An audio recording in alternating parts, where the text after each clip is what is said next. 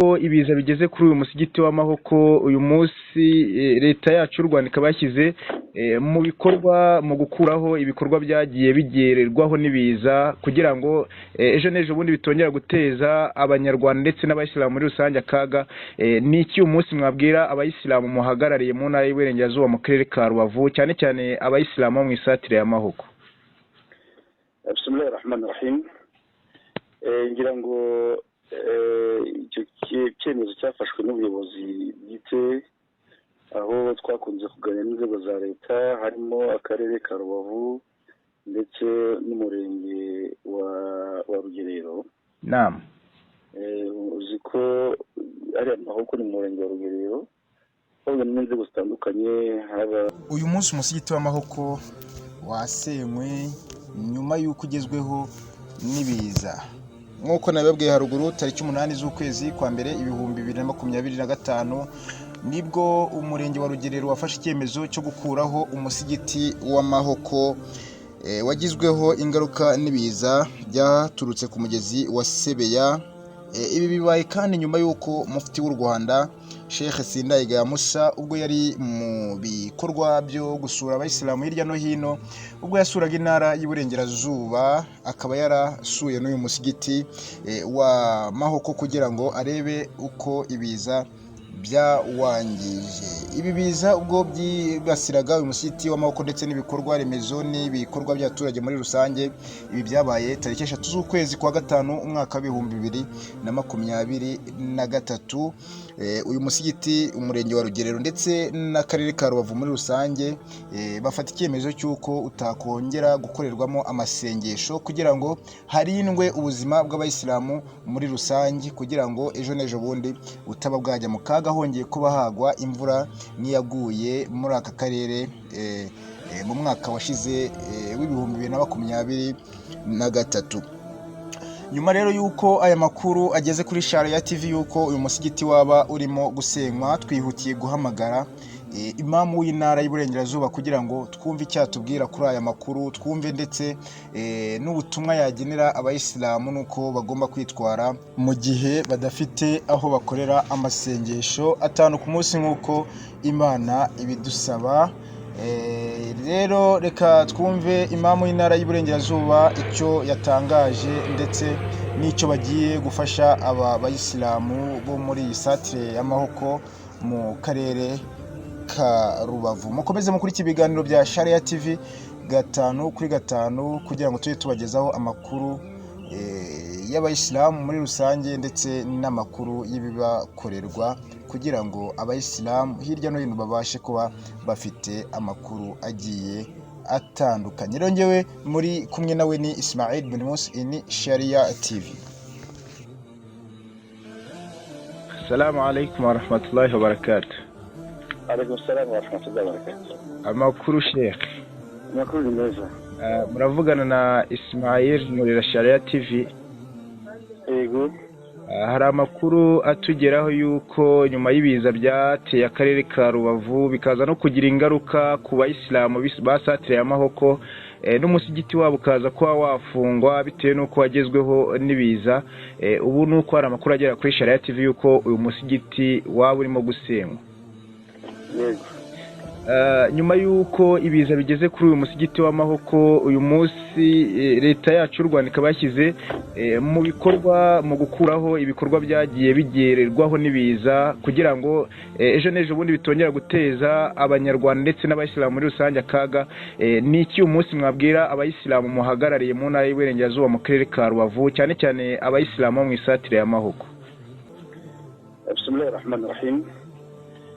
Ngira ngo icyo cyemezo cyafashwe n'ubuyobozi bwite aho twakunze kuganira n'inzego za leta harimo akarere ka Rubavu ndetse n'umurenge wa Rugerero. Naam. Uzi ko ari Amahoko ni umurenge wa Rugerero aho n'inzego zitandukanye haba ku rwego rw'ubuyobozi bw'imirenge cyangwa se abayobozi b'akarere ka Rubavu. Naam. Ubundi kiriya cyemezo rusange mu byemezo bijyanye na Minisiteri y'Ibidukikije. Naam. Nuko hafashwe umwanzuro ko kari agace kari ku mugezi wa Sebeya. Inyubako zose zegereye umugezi kubera ko habonekaga ibyiza bya buri munsi, ibiza bya buri munsi. Muzi ko hari n'abantu batari bake batakaje ubuzima ndetse n'ibikorwa remezo birangirika, amazu y'abaturage n'ibindi byose. Icyemezo cyaje gufatwa ni uko ziriya nyubako zose ziri hafi y'umugezi wa Sebeya zose zahava, ngira ngo hari amazu y'abaturage yahavuye ndetse n'ibindi bikorwa. Ubwo rero icyabayeho ubwo ni ukohereza imyanzuro yafashwe ijyanye no kurokora ubuzima bwa benshi ndetse n'imbaga nyamwinshi kuri ibi bibazo bijyanye n'ibiza ndetse n'ibikorwa byose biri muri metero 10 uhereye ku mugezi wa Sebeya. By'ukuri ubundi twaganiriye n'ubuyobozi yaciyemo n'iminsi itari mike, ariko twamenyerejeho ko ibikorwa byose biri muri izo metero n'izo ndago zagenwe byose bigomba kuzahava. Ntekereza ko rero icyo nabwira abayisilamu ni uko bakwihangana. Ubuyobozi ikibazo burakizi kandi dusabiraho inshallah. Nta n'ikibazo gihari cy'ubuvugizi, ariko ku bijyanye n'icyemezo cyafashwe n'icyemezo rusange cyafatiwe hamwe ndetse n'inzego zitari nkeya mu buyobozi bwite bwa leta ndetse natwe nk'ubuyobozi bw'idini ibyo twabamenyeshejwe, ndetse na meya w'akarere ka Rubavu yamenyesheje imam w'akarere ka Rubavu ko ibyo bintu nk'uko babyumvikanyeho bigiye gukorwa. Numvaga abantu batuza, ntibagire impagarara, ntibagire ibindi bibazo. Ubuyobozi burimo burashakisha ubundi buryo twazakora kugira ngo hariya mu gace ka Mahoko hahora ikintu cy'umusigiti, none bubarije ibisabwa kandi inshallah tuzabigeraho. Sheikh, murabona kuba aba bayisilamu muri satire ya Mahoko nta musigiti bafite barimo gukoreramo amasengesho 5 ku munsi nk'uko Imana ibisaba abayisilamu b'abagabo, murabona ari izihe ngaruka byateza ku myemerere cyane cyane y'abayisilamu ba hano mu Rubavu? Ntago byaba impamvu yuko bamwe muri bo ukwemera bari bafite cyangwa se ku gukora amasengesho bari bafite 5 ku munsi byaba impamvu yuko hari abareka gukora isengesho, bikaba ari impamvu yuko hari bamwe mu batakaza ubuyisilamu? Nibyo, kubura umusigiti, kubura jama cyangwa se isengesho ry'imbaga muri isilamu burya tuba tubuze ikintu kitari gike, ariko hano bibuke ko kubura ubuzima byose ubuze.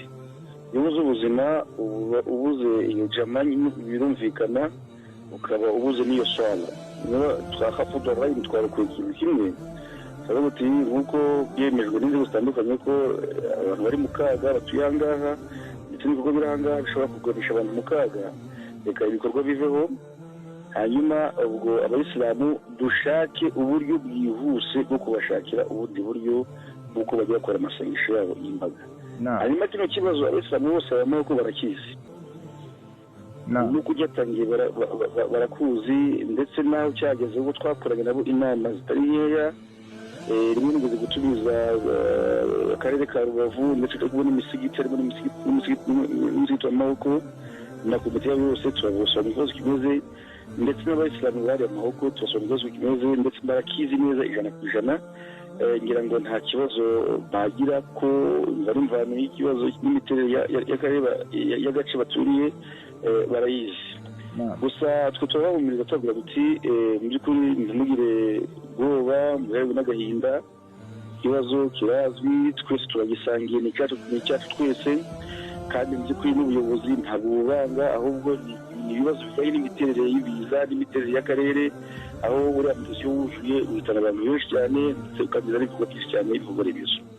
Niyo mpamvu turi gukoresha uko dushoboye kugira ngo tubashakire uburyo bwihuse bwo kububakira cyangwa se kubashakira aho bagomba bakora amasengesho y'ijama y'imbaga, kubera ko burya iyo gutakaza imbaga, gutakaza jama ni ugutakaza imbaraga, gutakaza jama, gutakaza iswara ni ugutakaza imbaraga za kisilamu, ni ugutakaza n'ubushobozi bw'umuryango wose mu Rwanda.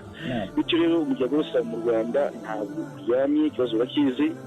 N'ejo twari mu nama y'abayimamu b'intara ndetse n'ubuyobozi bukuru bw'Abayisilamu mu Rwanda, twabiganiriyeho. Mu by'ukuri icyo nababwira, bihangane, kandi mu by'ukuri Mwenyezi Mungu ari kumwe natwe, Imana ntabwo yadutererana, n'ubuyobozi turi kubyirukangamo cyane ku buryo twabona ubundi buryo bwihuse bw'uko abayisilamu bazajya basari. naho ikibazo ntabwo ari cya runaka cyangwa runaka, ikibazo ni cyacu twese kandi ntawakigizemo uruhare muri twese, ndetse na leta ntabwo itwanze kuba yavuga ati ibintu biteza ibibazo. Ni ibyemezo biba ari ibyemezo rusange bijyanye no kurokora ubuzima bw'abanyarwanda, harimo abayisilamu bahariya, kubera ko ntabwo ari umusigiti gusa, n'ibindi bikorwa bihariya ku nkengero nayo byarahavuye. Sheikh, abayisilamu muhagarariye mu ntara y'Iburengerazuba cyane cyane muri iyi satire ya Mahoko, bakomeze bitware bate muri iki gikorwa cyo kuba nta musigiti bafite? Bakomeze bitware gute kugeza igihe mubashakiye ahandi bashobora gukorera amasengesho yabo?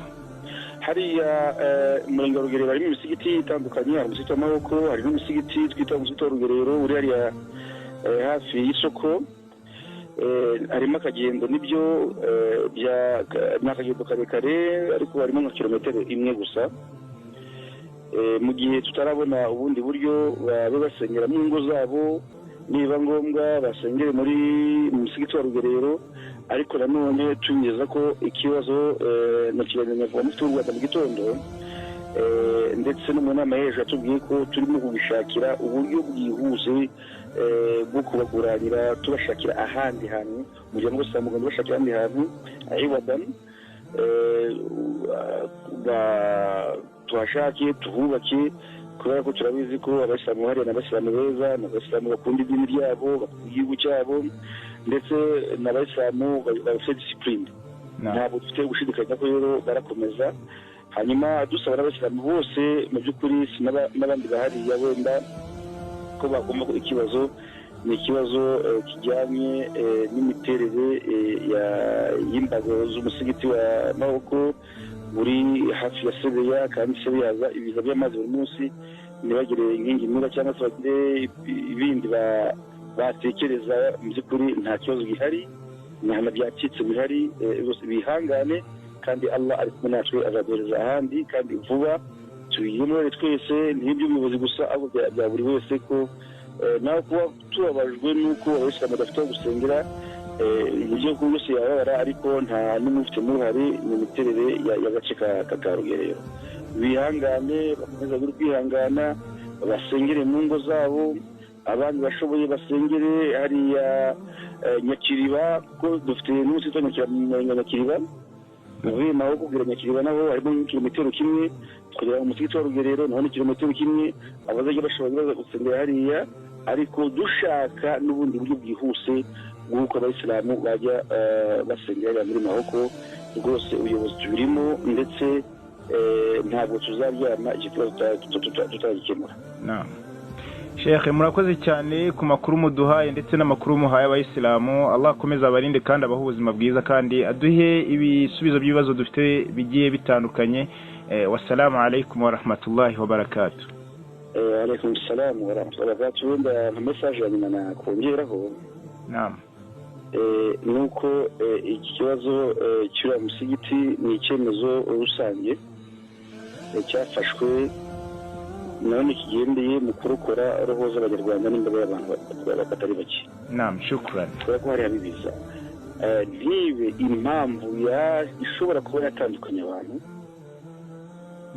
ntibe impamvu ishobora kuba abantu batahuriza hamwe ku ijwi rimwe cyangwa se ku imvugo imwe, ahubwo iba impamvu yo kuduhuza kugira ngo dushakishe ahandi. Uwo ni Sheikh Ahmed Kakaza, imamu w'intara y'Iburengerazuba. Twarimo tuvugana ku murongo wa telefone nyuma yuko tumenya amakuru yuko umusigiti wa Rubavu urimo gusenywa nyuma yuko wibasiwe n'ibiza mu mwaka wa 2023 tariki 3 z'ukwezi kwa gatanu. Nge rero mwari kumwe nawe ni Ismail Bonimusi, ni Sharia TV. Wassalamu alaikum.